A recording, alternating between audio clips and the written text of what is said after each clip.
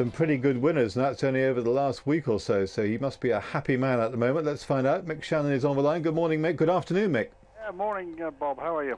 It's good. You've got to ride your luck while it's going, haven't you? Well, yeah, it's obviously luck, but you've got to have the horses that are good enough to do it as well. So we've been lucky that we found a couple of decent ones.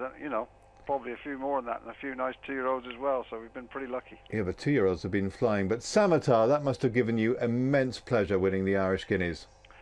Well, obviously it did. Seeing as we've been beaten, I think with Golden Silk, she got beat a neck, and La Halib got beat a head, and Music Show got beat a head and a neck or something like that. So, you've been in several photo finishes, and they've all gone the wrong way. But obviously delighted because she was a decent filly last year, and she went there with a little bit. You could say that she wasn't in form, but a few things hadn't gone right this spring, and that happens. And anyway, she turned up the other week and did it nicely.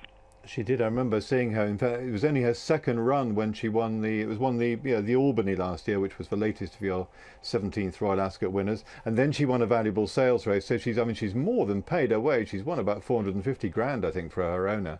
Well, absolutely. And the original owner sold her as well. So I think that both owners are happy. Let's put it that way.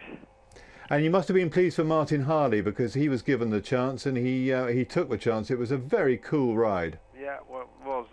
But he was a very good, he was a very good apprentice, following in the footsteps of your Buicks and Ryans and everything like that. I just hope he gets the same opportunity that they've had. And I think he'd be good enough to, in a couple of years' time, to certainly stand his own. Well, he can now, but I'm saying is, with more experience and more decent horses to ride, I think that he's got a great future.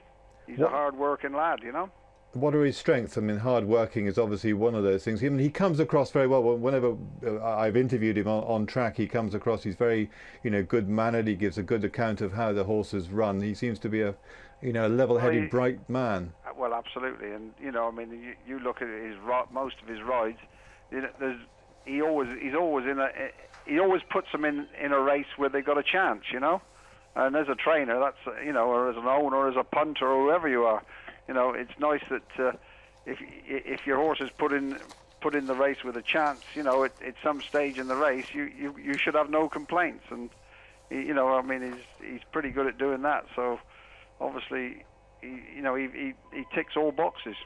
Yeah, and that must give him immense confidence anyway. And Samatar, next stop, the coronation at Royal Ascot, or what? Yeah, she'll go to the coronation. So we'll laugh out loud, I think. She's come out of the race well, so she'll probably go, unfortunately. Well, you were mentioning William Buick a moment ago. He gave her a pretty masterly ride there at Chantilly on Sunday. Well, that's right. We said, I thought she had a great chance, because she's certainly done well since York, and and we said before the race, I said the only thing that worries me in France is sometimes there's no pace, and William Buick did the rest. He didn't mess around. He knew that, he rode her.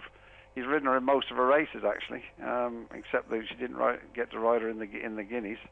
But most of her wins, he's been on her. So yeah, he's a top jockey. Made his own mind up, and there you go. So looks like you'll have 2 top-class fillies in the coronation then. Well, it looks that way. Yeah, from a trainer's point of view, it's not ideal, but if they were, if they were spread, if they were with different trainers, they would be taking each other on. So there's no difference really. They'd definitely be running, wouldn't they? I mean, she's a very interesting filly, really, because she's run 6 times all this year, never run as a 2-year-old. Yeah. Well, I had her as a 2-year-old, and but she probably bought herself a bit of time. She was a very nice 2-year-old, and I was going to run her last autumn, and she just pulled a muscle behind, and she was just a bit stiff more than anything, so we decided not to run her. And then we got her back in January and February, and we thought, well, she's pretty good, she ought to go and win her maiden, and she got beat. We couldn't believe it, but the rest is history, you might say. She won the next race by 10 lengths. And she came out at Kempton and won by 10 lengths. She did indeed. Yeah, and then she won the conditioned race at Kempton, and then the only hiccup basically was the Guineas, but that was a bit of a mess of a race anyway, Mm. And then she beat the filly of Rafe Beckett's that went on to win the German Guineas. And Rafe's went and won the German Guineas. Yeah. They don't count that though, unfortunately, do they? So everybody's been telling me as a Guineas, because I won the 2000 Guineas a long time ago. Yeah, but it's not. It's not. I mean, it's a Guineas, isn't it? If I won it, I'd count it as a Guineas. But it was only a Group 2, isn't it? Yeah, I know. Listen, but no, she's obviously a very good filly of Rafe's, and he's got a couple of decent fillies as well, hasn't he? Fantastic. And the 2-year-olds seem to be running really well this year. I mean, you haven't had a better start 2-year-old wise for a long time. Yeah, they look a good bunch, and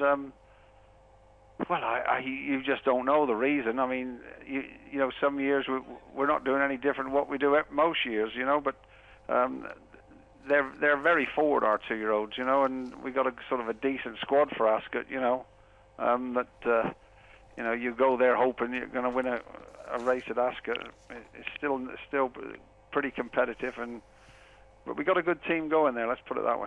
One that's already won at Ascot, I really like him a lot, is Verde. I know that you do. He won his maiden at Ascot, and then he went over to the Curragh.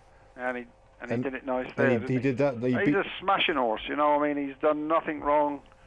Great horse to train. Very, but a real sort of superstar. I mean, he does everything very professional, and we'll be very hopeful. He'd probably go for the Norfolk, I would have thought. But he does look exciting, and as you say, the good thing is he seems to be particularly. I mean, he's reasonably straightforward.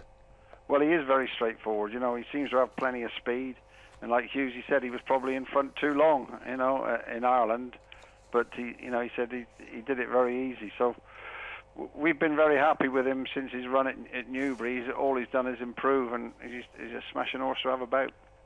I remember having a word with you and Martin Harley after he won at Ascot, and Martin was really impressed by the way he quickened up at Ascot on quite tacky ground. That's right, and as I said, he's a real little pro, but good-looking horse as well. And I think that when you look at Sir Prance a lot and all those horses, I mean, nobody knows where they're going just yet, but I know where I'm going with him anyway, and I wouldn't look beyond the Norfolk really. As long as you know what you're doing, Mick, that's the main thing, isn't it? That's right. But again, there's some good 2-year-olds coming out. Just this last couple of weeks, it's going to be a good Ascot. Going to be some nice 2-year-olds. Absolutely. And Chilworth Icon, who won the Woodcut over the speedy Epsom 6 furlongs. What will you do with him?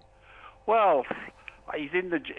We probably aim him towards the Cheshire. I mean, he'll probably have an entry in the Coventry as well, but. He didn't really handle the downhill at Epsom, and he still won, so that was very pleasing, but he's so tough, I mean, he's a smashing horse. He got a great action, and he just kept chopping and changing his leads, and he wasn't really comfortable on the track. But I think that applies to a lot of 2-year-olds at Epsom down that hill. It's not natural for them. They would never have seen anything like it, certainly at West Ilsley anyway. That's all the more credit to him. I thought he did it real well, real professional, stuck his head out and toughed it out, didn't he? He certainly did. I mean, that's again, attitude counts for a hell of a lot. Well, yeah, but those 60s icons are tough, and they all have a go, And otherwise, I mean, you've got loads of other 2-year-olds as well. So I mean, you're pretty strong in the 2-year-old races there. And have you got a run? Guest and Sand Dreamer.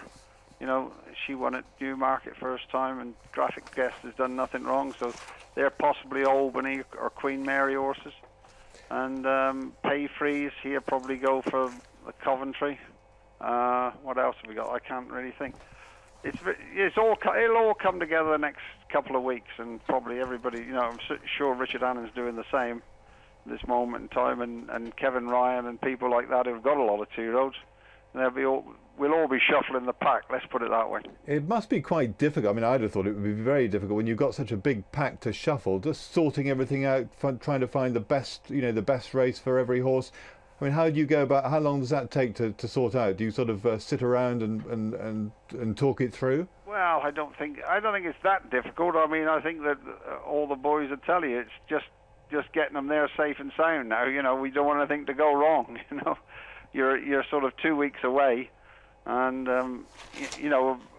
sort of if in a week's time you're ready to go, and you just want to keep all the bits together, you know. I was going to ask you about there was a filly of yours that caught my eye the other day at Newbury, but in fact the race that Vow won, Divine Guest. That was her first run. Is she? Have you got anything lined up for her? Because she looked quite useful. Yeah, she'll probably go to Newbury next week. There's a filly's maiden there. You know, she just pulled a muscle at Newbury, and just we had to sort of take our time with her. But we think she's a pretty decent filly, you know, and she'll probably, all being well, if she works well on Friday, she'll go to Newbury next week. Okay, just getting one or two emails. Just must tell me about the horse you run today, Spanish Fork. You only got one runner today, one on softish ground, actually at Nottingham. This is your Nottingham runner, and then didn't run so well on fast ground at Sandown. He's quite a talented horse, but he's a bit of a rascal. He reminds me very much of a good horse we had a few years ago called Mr. Nando, you know. Oh, I remember. And he's sort of Sam Hitchcock ride. He tends to drop himself out, and you know, and he's awkward, and he cocks his jaw, but you know, we've tried everything, blinkers and doing it that way, but you know, I think we just got to leave him alone and just hope that he produces. You know, he's one of them horses you couldn't trust, but you know, he always gives you half a chance. Although, like he had a non-going day the other day at Sandown, but he's a lot better than that, you know. And I think Hens schooled him for us recently, so I sent him over to Hens, and she schooled him the other day, and I'm hoping that'll sort of sharpen him up a bit, but we'll find out today.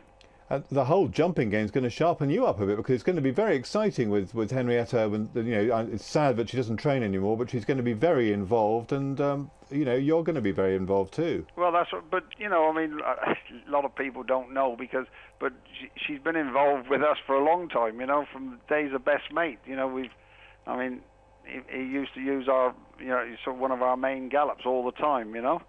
But no, I've always got on. We've always had a good fun, Hen and Terry and whatever, you know.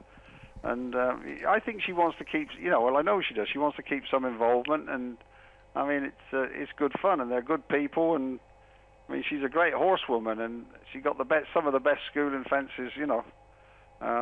Not that she run any horses on the flat, but she used to use my stalls, you know. So that's how we kept our licenses, you might say. I think she's going to be having a whale of a time, because she always finds, actually, when she had runners at the races, a bit sort of nerve-wracking. I think it's sort of the preparation and schooling and just spotting the talent that she's so good at.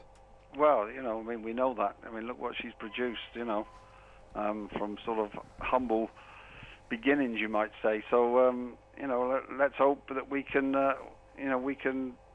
Let's hope we could do as well as what she's done, you know.